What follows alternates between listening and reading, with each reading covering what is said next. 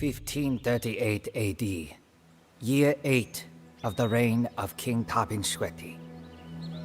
Over 2 decades ago, an old village shaman came to our little mountain kingdom of Tungu. He claimed to speak with the Nats, the ancestral spirits worshipped by our people before the coming of Buddhism. The Nats had told the shaman that an ancient warrior prince would be reincarnated in our kingdom. This prince would rule as the Shakavati, the universal ruler embodying Buddhist virtue. Soon after,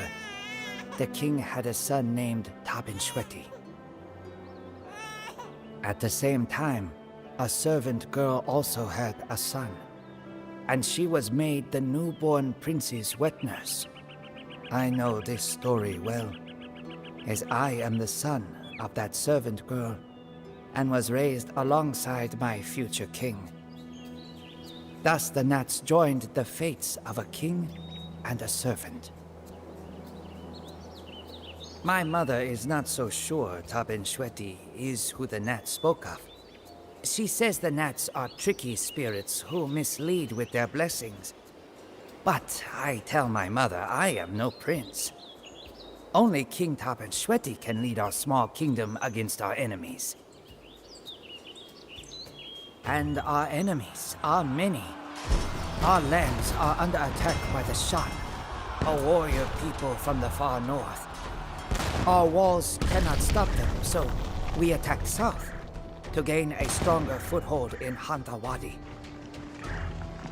The Nats bring fear into the heart of the Hantawadi king. He flees to his allies, just as a frightened buffalo runs to his herd after smelling a tiger. The king and I are the Burmese tigers chasing after that buffalo.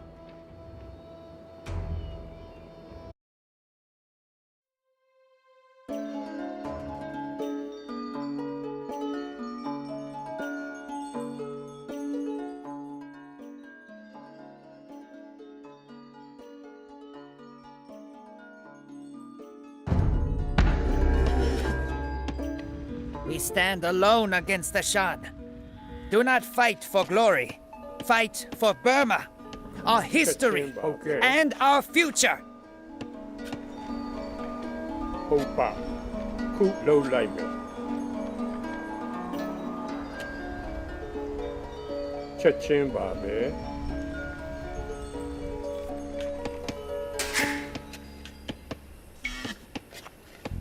Okay, Jay Dinama. Salo Yidama. Ku Low Limer. Opa, Ku Low Limer. Chachin Babe. Opa. Okay. Okay, Yoba. Ku Low Limer. Aya, Tanga. Amindo, Taima.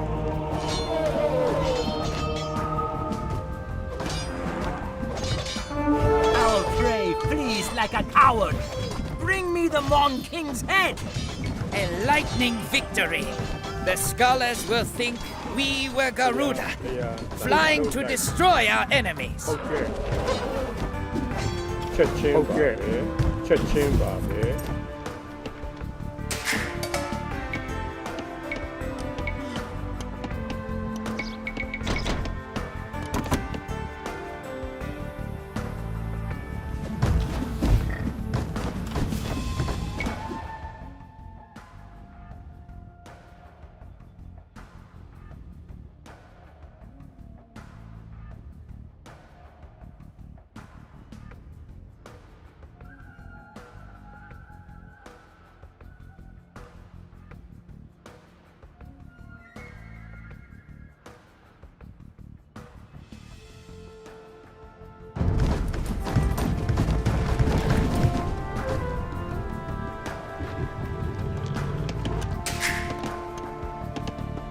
Deme, the Kodama.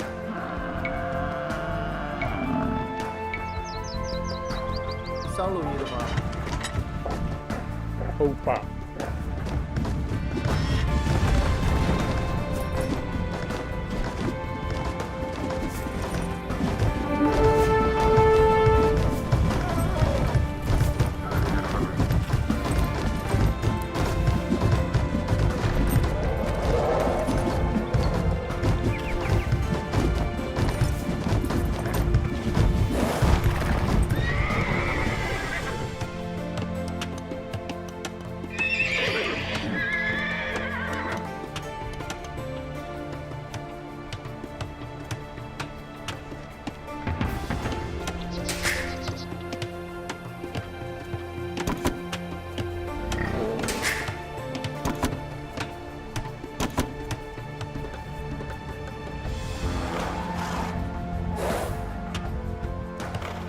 ပြောပါလုပ်လိုက်မယ်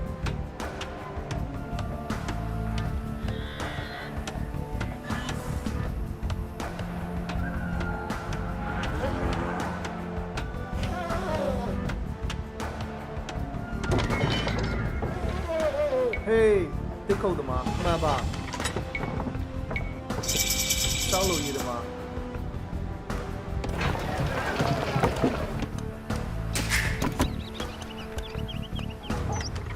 မိတ်ပေးပါတူသမားစောင်းလို့ရေးသမားမိုင်းတူသမား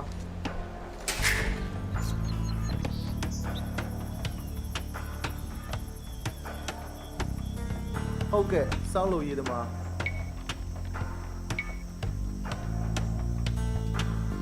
စောင်းလို့ရေးသမား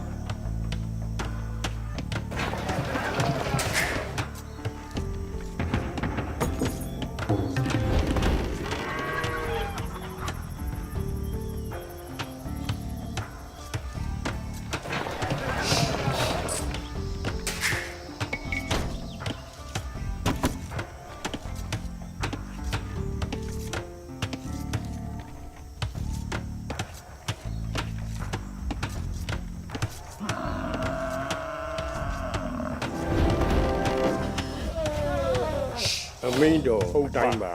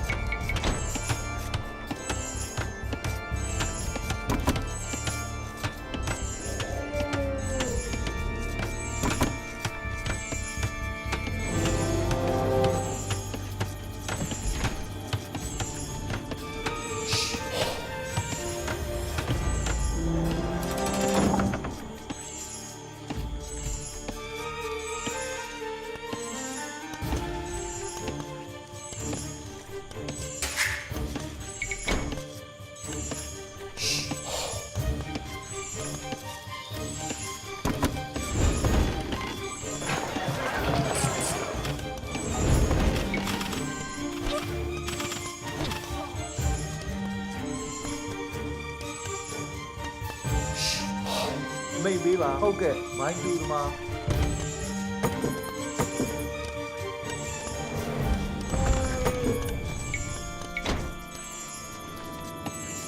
ဟေး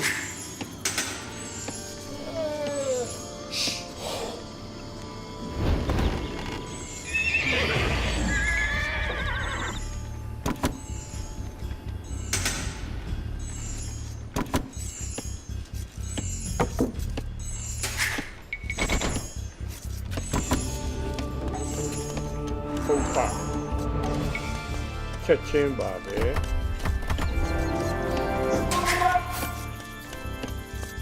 အစ်စ်မဲ့ရိတ်သိမ်းသမားကျွန်တော်သွားနေပါပြီမဟုတ်ဆိုး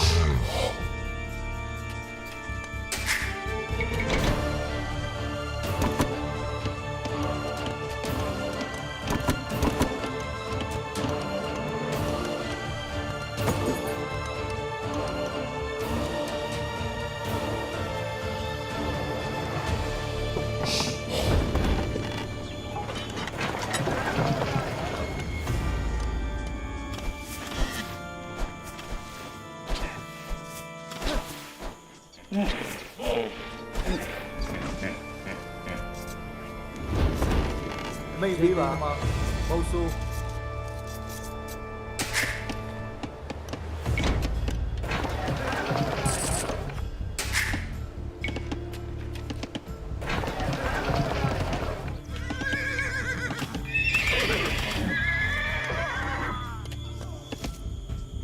ဟုတ်ကဲ့ကျွန်တော်လှုပ်လိုက်မယ်စောင်းလို့ရမှာ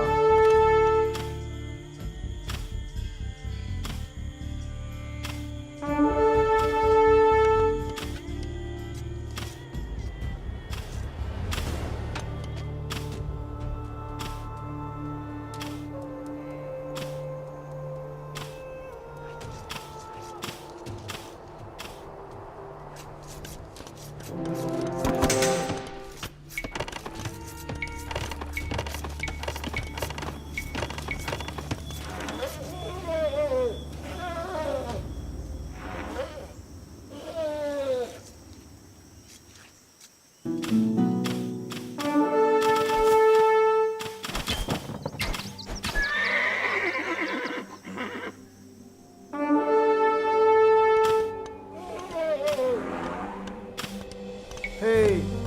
တစ်ခုတ်သမား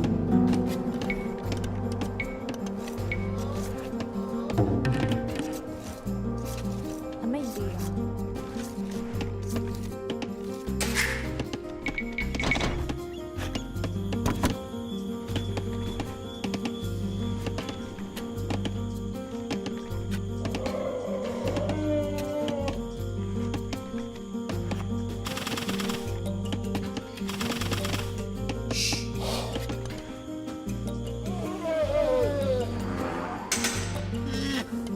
အသင့်ပဲဟုတ်ကဲ့ရိတ်သိမ်းသမားရိတ်သိမ်းသမားအသင့်ပဲစောင်းလို့ရသမား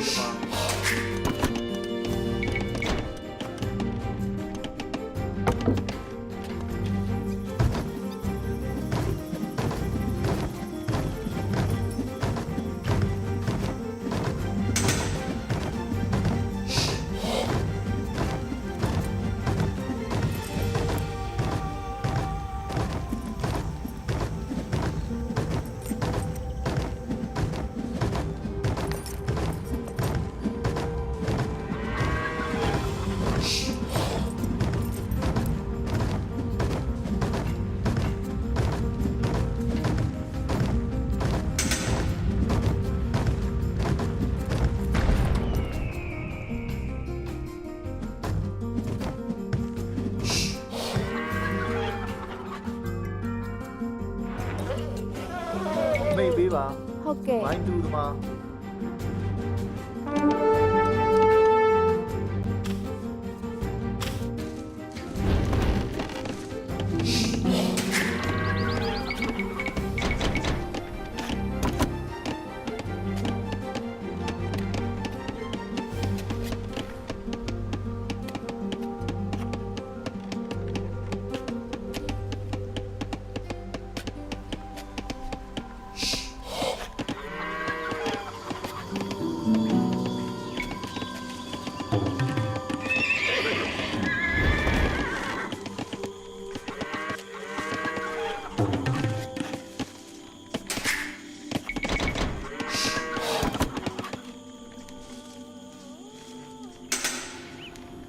ဟေးစောင်းလို့ရသမား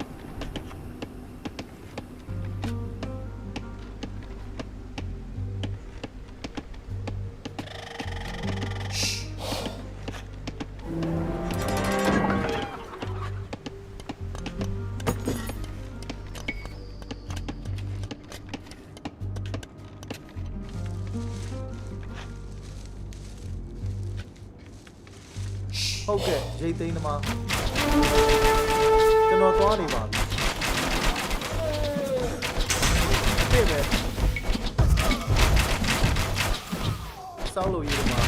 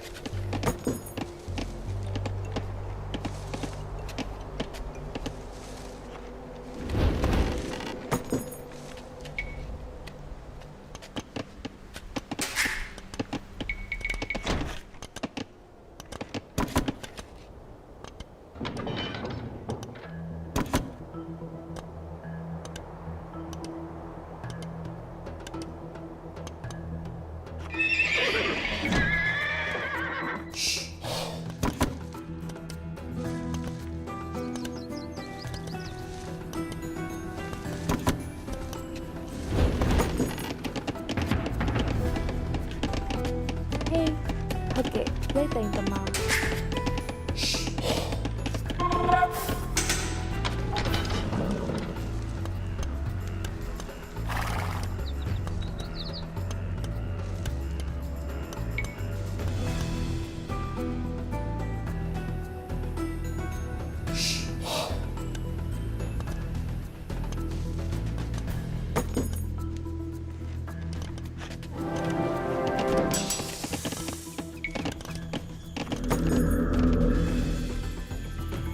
အမိန်တော်အတိုင်းပါအမိန်ပေးပါဟုတ်ကဲ့နားလဲပါတယ်ကျွန်တော်သွားနေပါပြီနားလဲပါတယ်လက်နဲ့ယူကြဟုတ်ကဲ့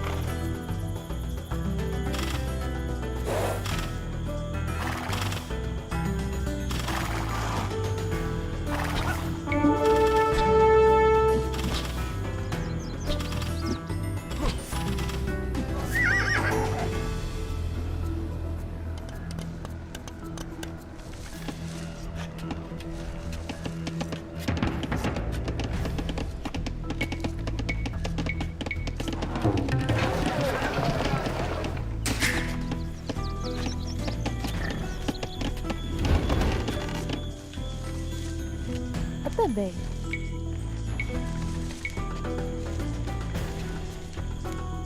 စောင်းလို့ရည်သမားမိုင်းတူသမား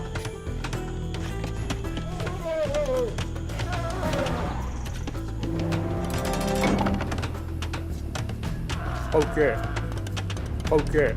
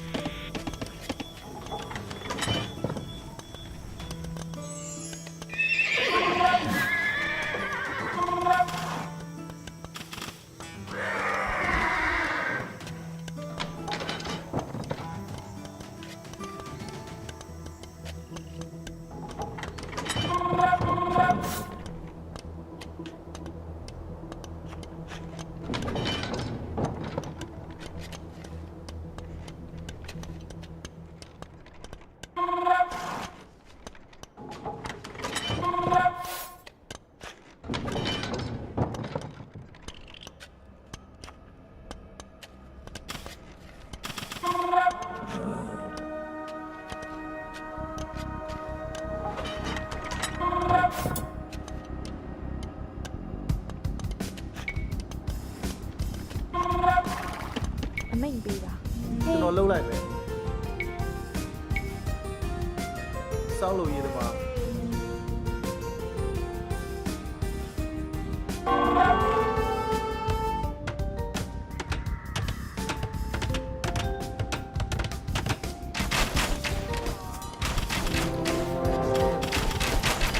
ဟေးစစ်ခုတ်သမားဟုတ်ကဲ့နာပါ မိုင်းတူသမား ဟ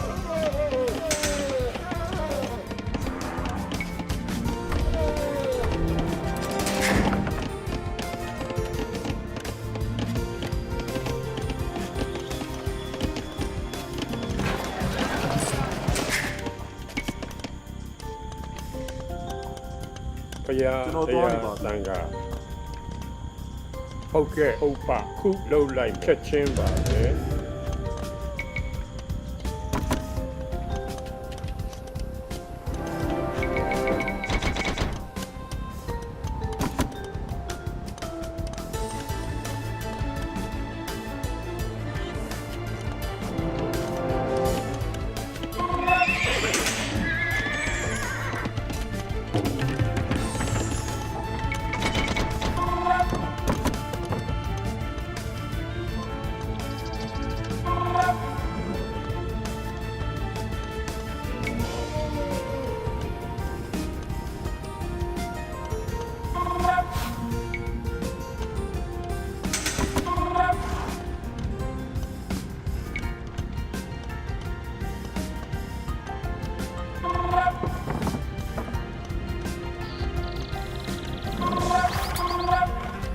အမိန်တော်အတိုင်းပါဟုတ်ကဲ့ဟုတ်ကဲ့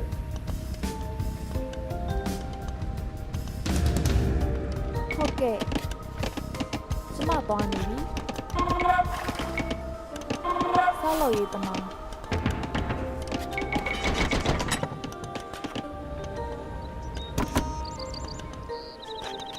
အမိန်ပေးပါကျွန်တော်သွားနေပါပြီ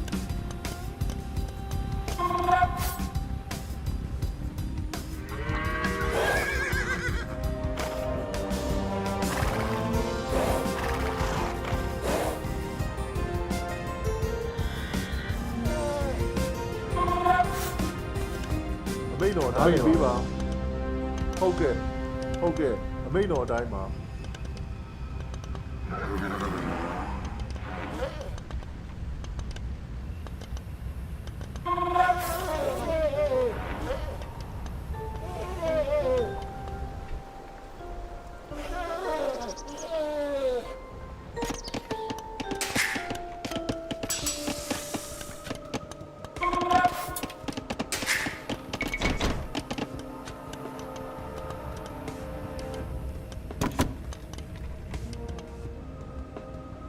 ကျွန်တော်သွားနေပါနားလဲပါတယ်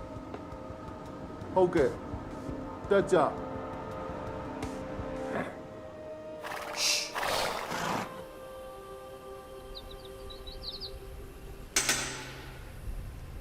အမိန်ပေးပါငါတို့တိုက်မယ်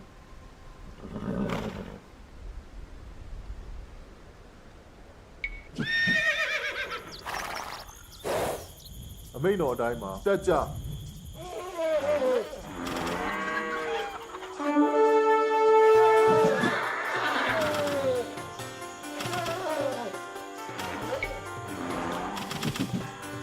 ဟုတ်ကဲ့လက်နဲ့ယူကြ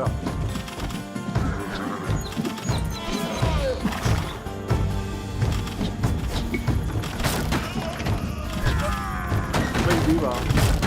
ငါတို့တိုက်တယ်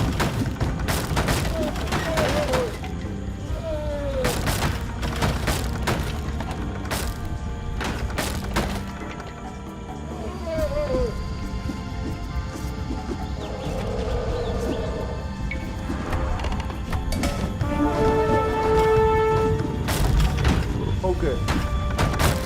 လက်နဲ့ယူကြငါတို့တိုက်တက်ကြငါတို့တိုက်မယ်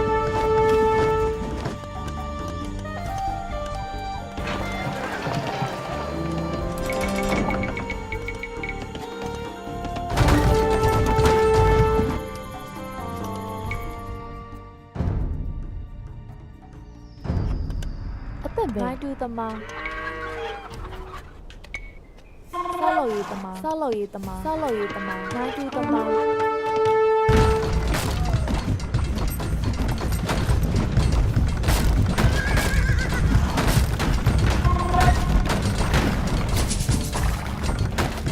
မိတ်ပေးပါစောင်းလို့ရတမအသိမဲ့မိတ်ပေးပါဟုတ်ကဲ့ဟုတ်ကဲ့ဟေးကျွန်တော်လှုပ်လိုက်မိုင်းတူမှာ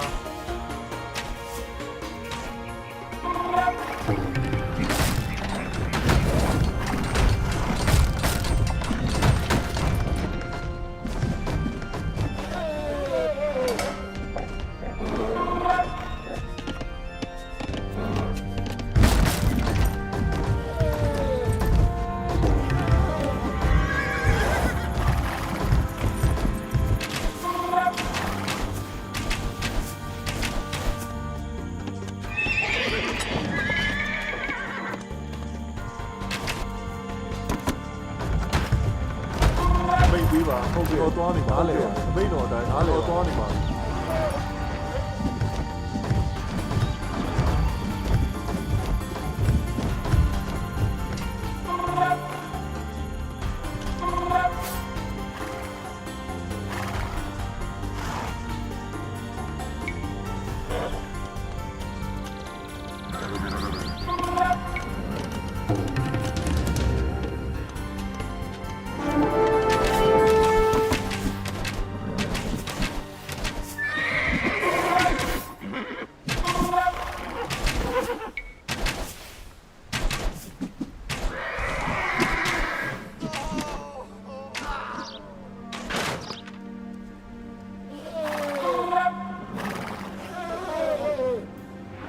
ဟုတ်ကဲ့နားလေပါလေ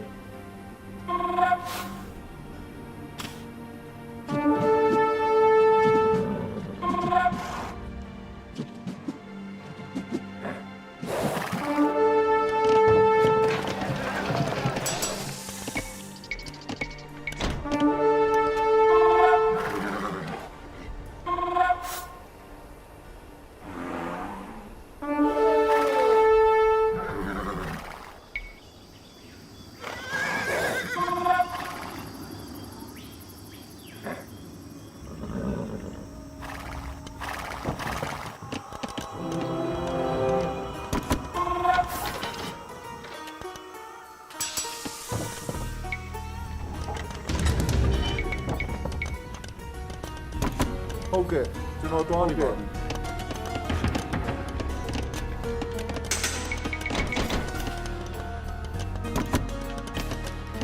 အမိန်တော်အတိုင်းအမိန်ပေးပါအမိန်ပေးပါရိတ်သိမ်းသမား ဟုတ်ကဲ့ စောင်းလို့ရပါ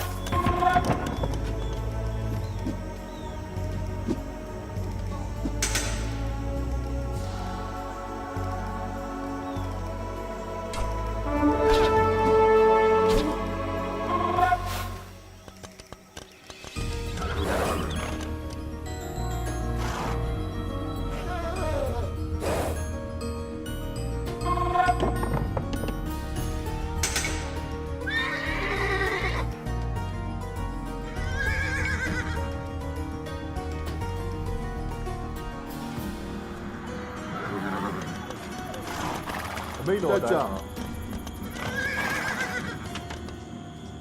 ကျွန်တော်သွားနေပါပြီ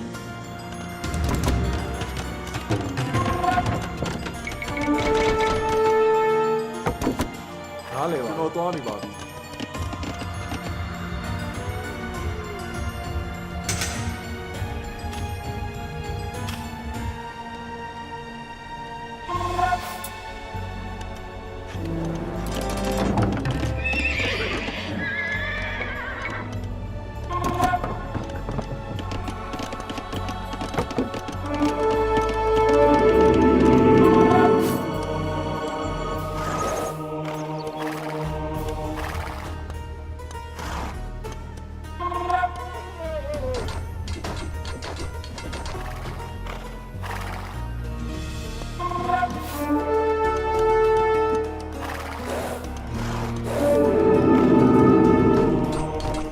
ဟုတ်ကဲ့လက်နဲ့ယူကြဘာလို့တိုင်း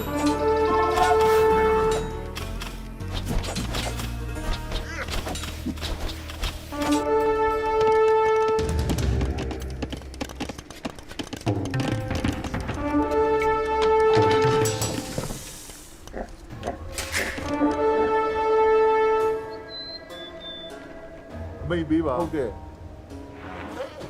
ဟုတ်ကဲ့မိတ်ပေးပါကြ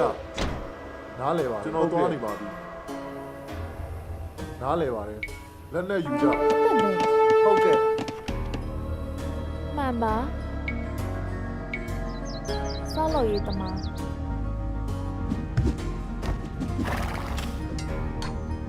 အမိန်တော်အတိုင်းမှာငါတို့တိုက်မယ်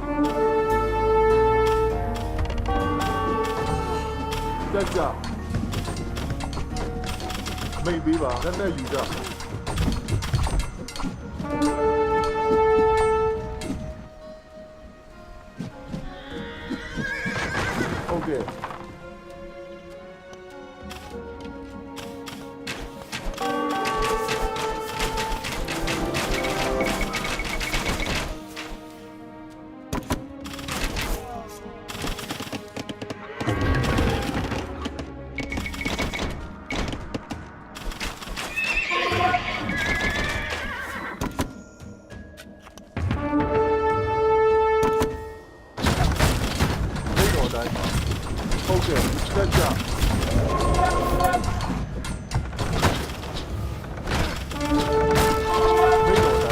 တိုင်းယူကြ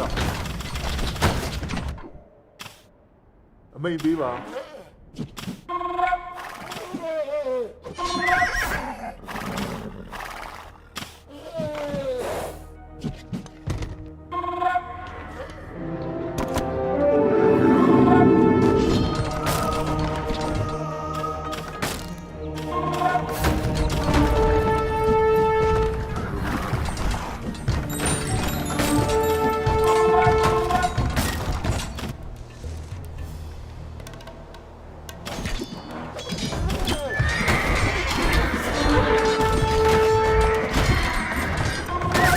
ဟုတ်ကဲ့ငါတို့တိုင်းလက်ကြ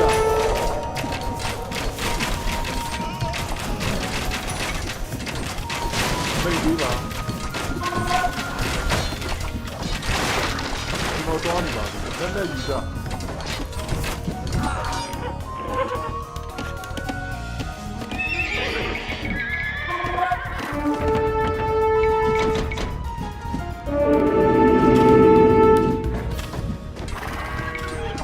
ဟုတ်ကဲ့ငါတို့တိုင်း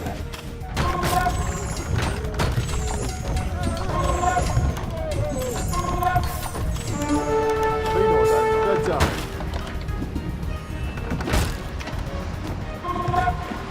လက်နဲ့ယူကြတက်ကြလက်နဲ့ယူကြငါတို့တိုင်း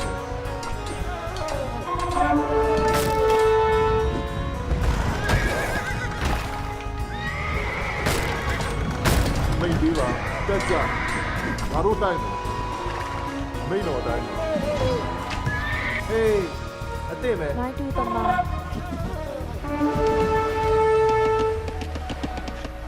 မိတ်ပေးပါ ကျမလည်းဆောက်လို့ရတမ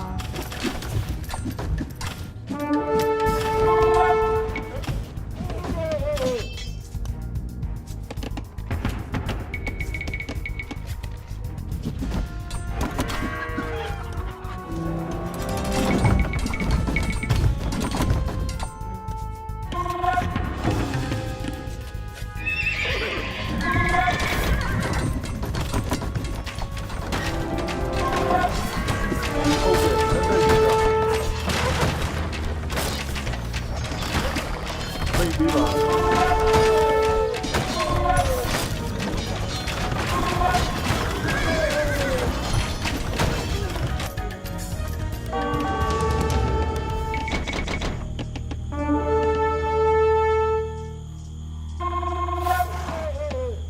ဟေး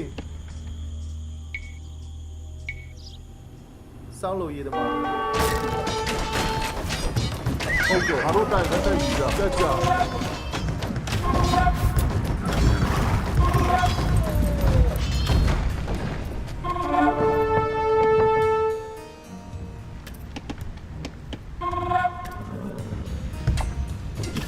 ဘိန်းတော်တိုင်းလက်ယူကြ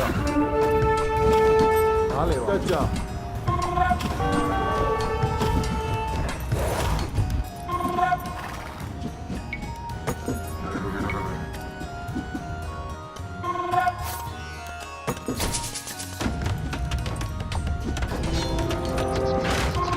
ဟုတ်ကဲ့စောင်းလို့ရည်သမား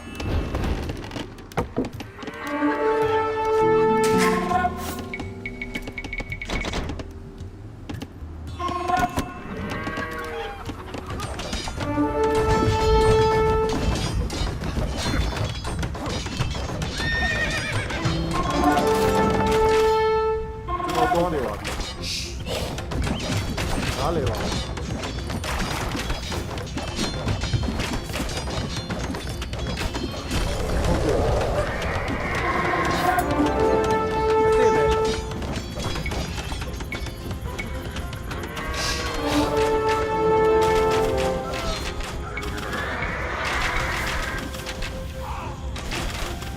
စောင်းလို့ရည်သမားစောင်းလို့ရည်သမား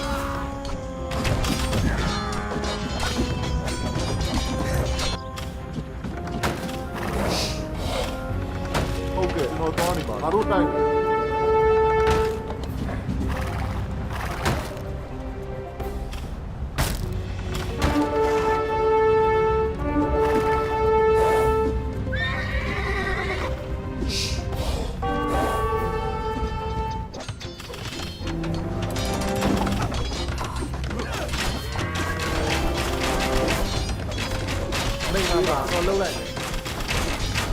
စောင်းလို့ရမှာစောင်းလို့ရမှာ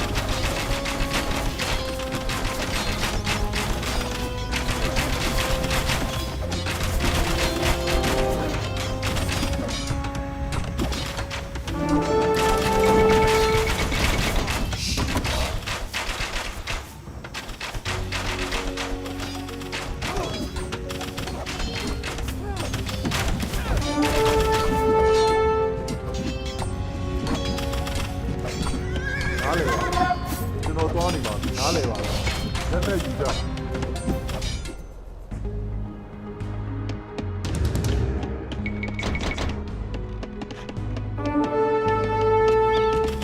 ပြောပါ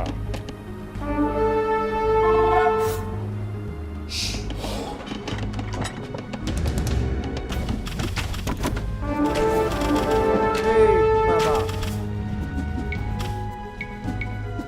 စောင်းလို့ရမှာ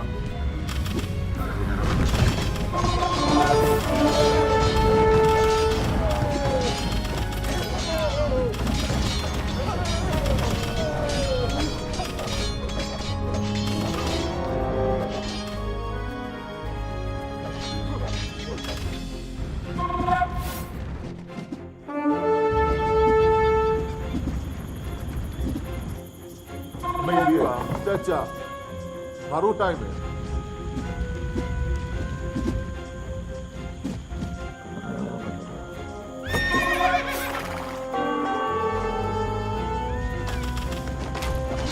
မင်းတို့တော့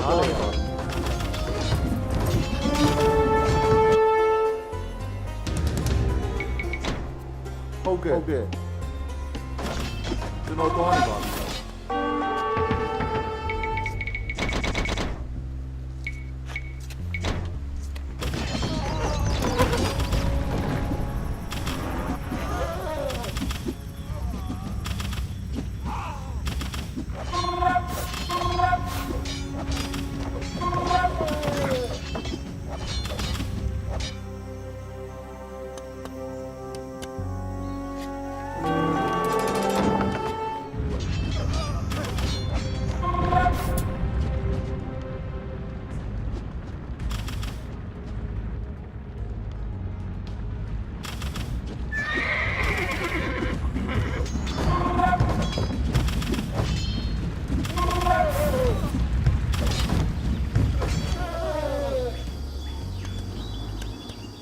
အမိန်ပေးပါအသင့်ပဲဟုတ်ကဲ့ကျွန်တော်သွားနေပါပြီစောင်းလို့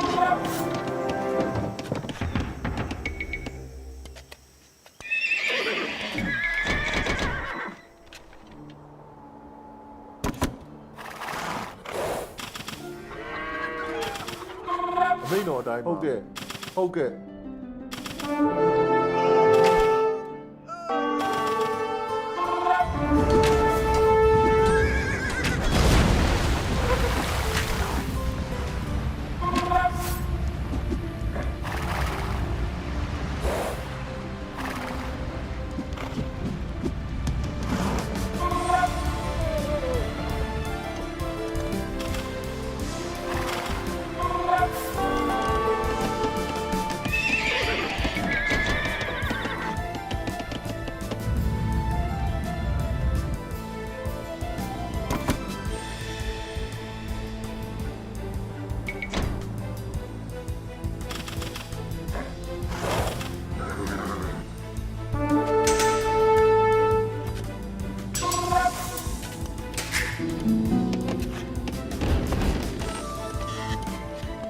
မိန်ပေးပါလေပါဟုတ်ကဲ့ Your enemies pay me much gold to fight you. I will spare your life for now if you pay me 500 gold.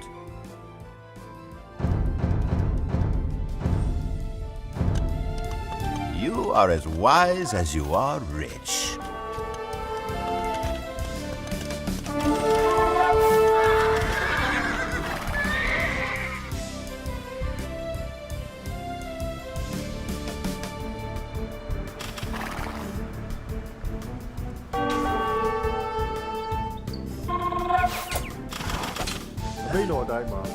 ကျွန်တော်သွားနေပါပြီဟုတ်ကဲ့တက်ကြနားလည်ပါတယ်မိတ်ပေးပါ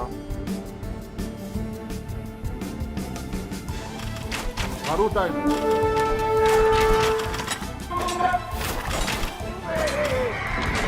Show that you know the value of my friendship better than your enemy. Do. Give me 500 gold, and I will join you in battle. A wise decision. My mercenaries are at your service. Trust in us, Portuguese. We help those who appraise the true value of our friendship. လက်နဲ့ယူကြဟုတ်ကဲ့ငါတို့တိုက်မယ်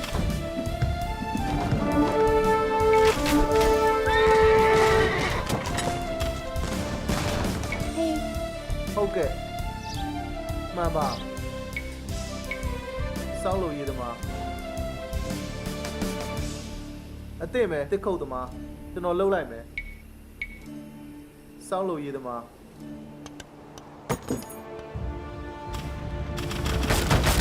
မိန်တော်အတိုင်းလက်နဲ့ယူကြလက်နဲ့ယူကြ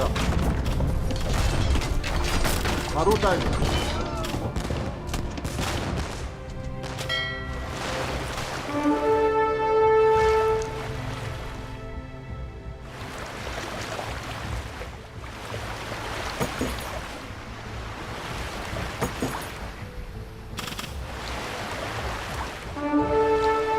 မိတ်ပေးပါ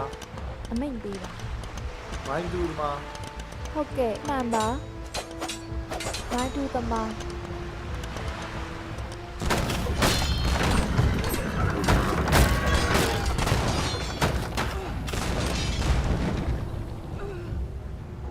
မိတ်ပေးပါ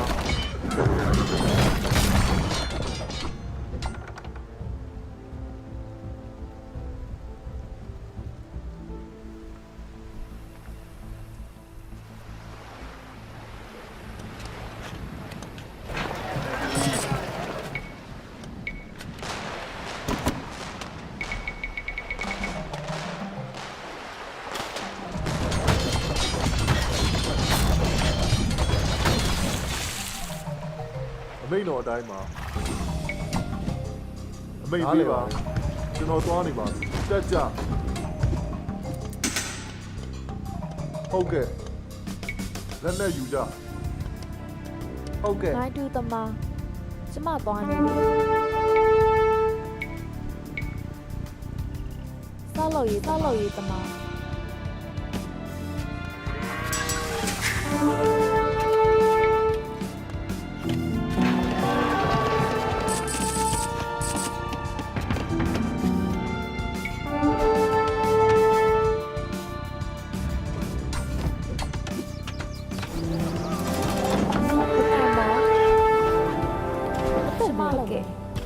ကျမလုပ်မယ်မှန်ပါကျမသွားနေပြီ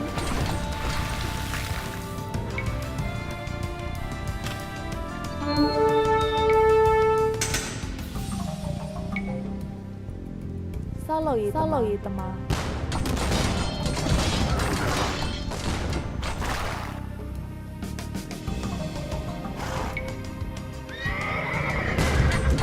မိန်တော်အတိုင်းပါတက်ကြငါတို့တိုက်မယ်တက်ကြ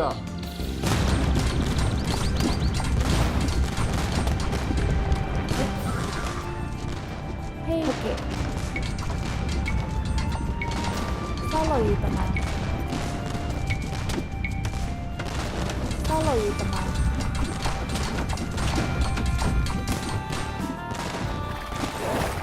ဟုတ်ကဲ့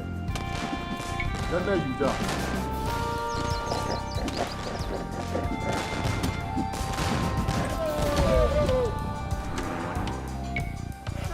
ဟေးမိတ်ပေးပါ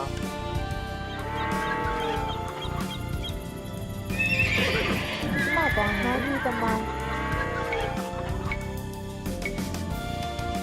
ဆောက်လို့ရသမား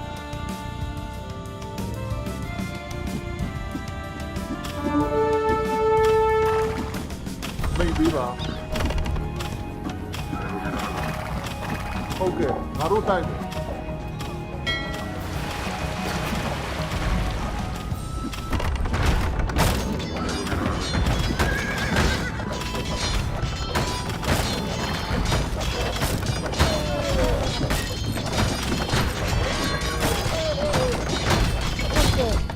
နိုင်တူတမကျမလည်းဆောက်လို့ရတမ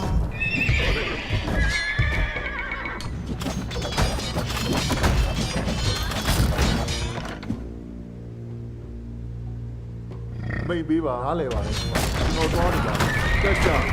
မိတ်တော်တိုင်းတက်စီကြနားလဲပါတယ်ငါတို့တိုင်းဟုတ်ကဲ့တက်ကြ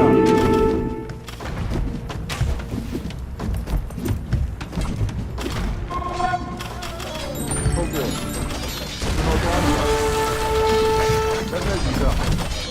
ငါတို့တိုင်း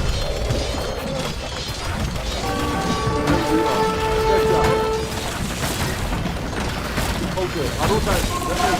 က်ကြဒီတော့တိုင်း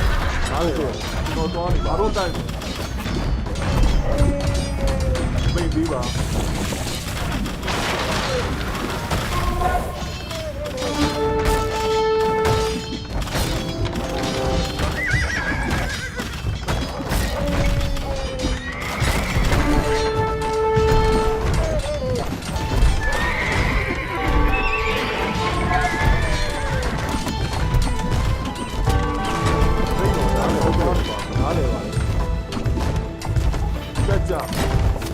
မိတ်ငါတို့တိုင်းလက်နဲ့ကြည့်တော့လက်ကြလက်နဲ့ကြည့်တော့ကျွန်တော်သွားနေပါ ဟေးပန်ပါပါ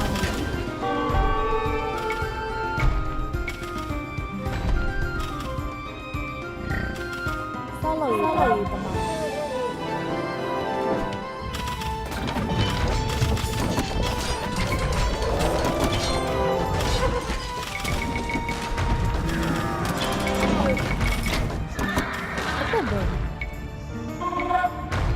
ဆောက်လို့ရတမ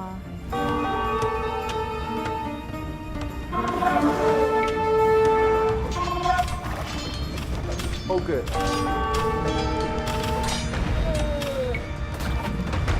ဟေးဆောက်လို့ရတမ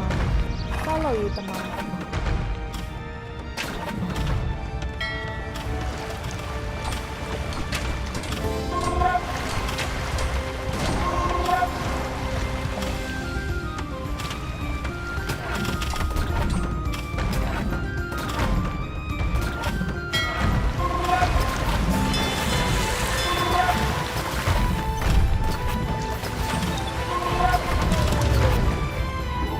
မိတ်တော်တိုင်း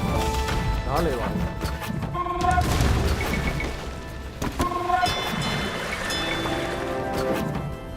အစ်စ်မဲဟေးဟုတ်ကဲ့ဆောက်လို့ရပါ အမိတ်ပေးပါ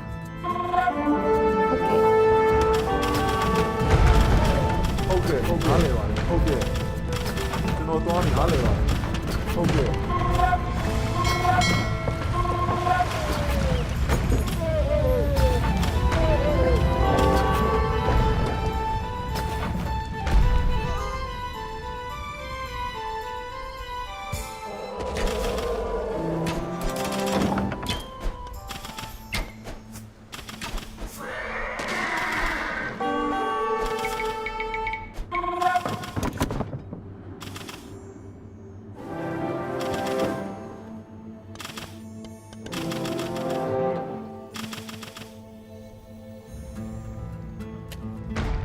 မိတ်ပေးပါမိတ်တော်တိုင်းမှာ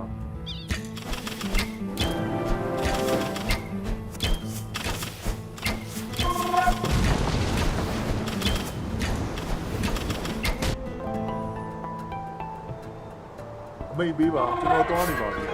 ဟုတ်ကဲ့နားလည်ပါတယ်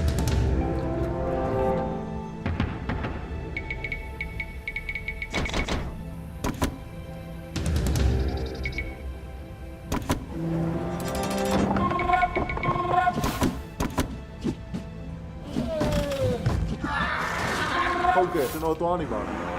အမိတ်တော်နားလည်ပါတယ်ငါတို့တိုက်မယ်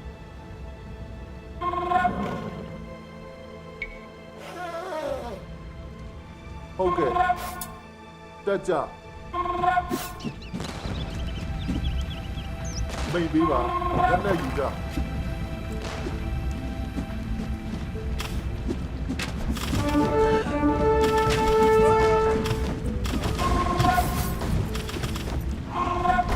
ဟုတ်ကဲ့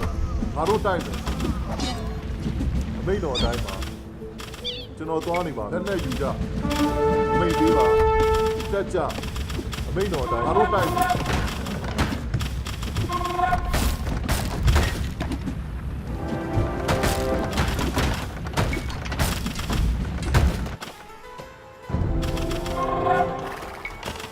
မိတ်ပေးပါဟုတ်ကဲ့ကျွန်တော်သွားနေပါ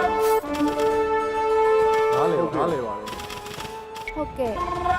အသက်မလုံးတစ်ခုတ်သမားမှန်ပါဆောက်လို့ရသမား ဟုတ်ကဲ့လက်နဲ့ယူကြမိတ်တော်တိုင်းပါတက်ကြဟုတ်ကဲ့ငါတို့တိုက်မယ်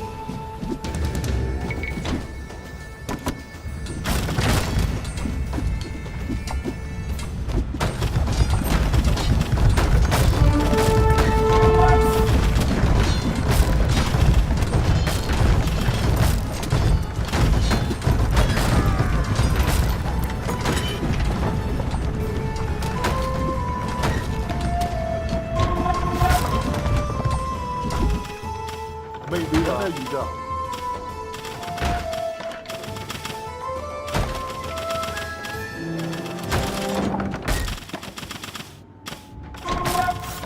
အမိတ်တော်တိုင်းငါတို့တိုက်မယ်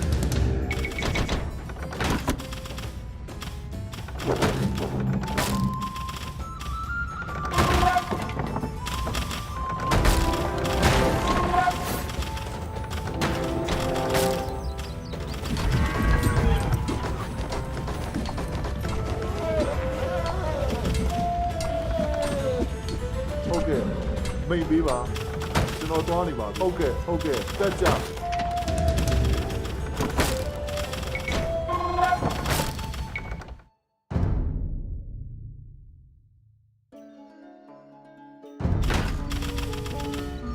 မိတ်တော်တိုင်းပါနားလေပါလေ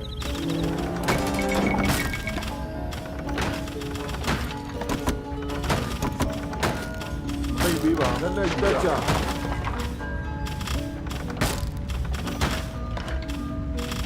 ဟုတ်ကဲ့ငါတို့တိုက်မယ်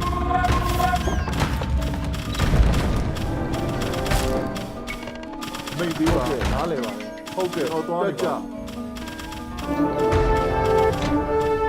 မိတ်တော်ဟုတ်ကဲ့ငါတို့တိုက်မယ်မိတ်တော်နားလေပါမိတ်ပေးပါဟုတ်ကဲ့ကျွန်တော်သွားနေပါနားလေပါဟုတ်ကဲ့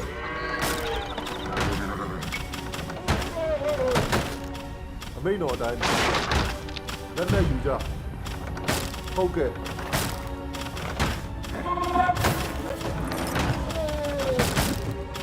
မိတ်ပေးပါငါတို့တိုက်မယ်ဟုတ်ကဲ့ကျွန်တော်သွားနေပါမိတ်တော်အတိုင်း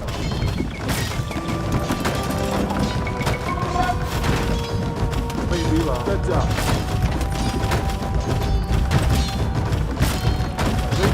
ါတို့တိုက်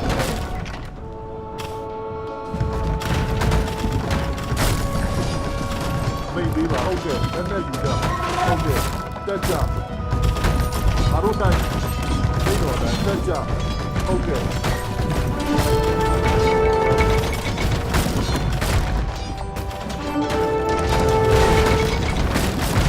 မိတ်ပေးပါနားလေ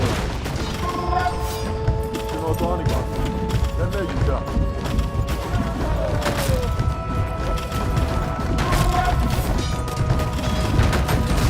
အားလေပါတက်ကြ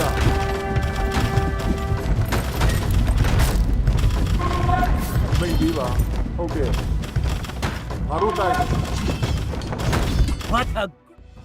great hunt! Stay by my side, my brother, and we will hunt in these lands like hungry tigers. ဟုတ်ကဲ့ငါတို့တိုက်